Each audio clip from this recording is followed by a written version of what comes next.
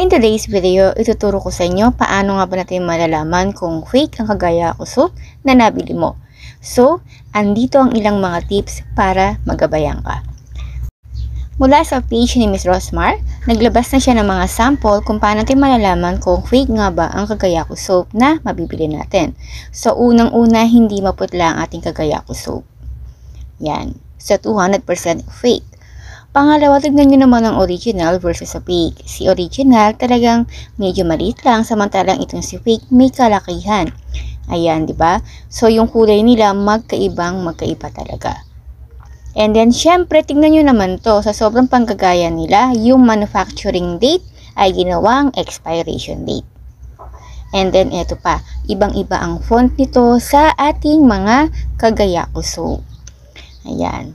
So, mamaya, ipapakita ko sa inyo kung paano nga ba o yung original font ng ating Kagaya Ako soap para sa manufacturing date at expiration date. Siyempre, walang binibentang scrap soap ang ating Kagaya Ako. So, fake na fake po yan na hindi tayo nagbebenta ng mga ganyang klase ng sabon. And last, para hindi ka ma-fake, bili lang kayo sa mga legit reseller tulad ko. Sa amin, siguradong hindi fake ang sabon na makukuha ninyo because direct po kami kay Ms. Rosmar, ang aming CEO.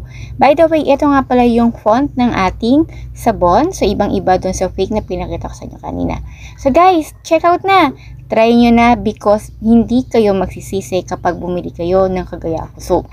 Ikaw ay puputi, kikinis, at ang iyong mga peklat and even stretch mark ay tuluyang maglalay-to kapag si Kagaya Ako soap ang iyong ginagamit.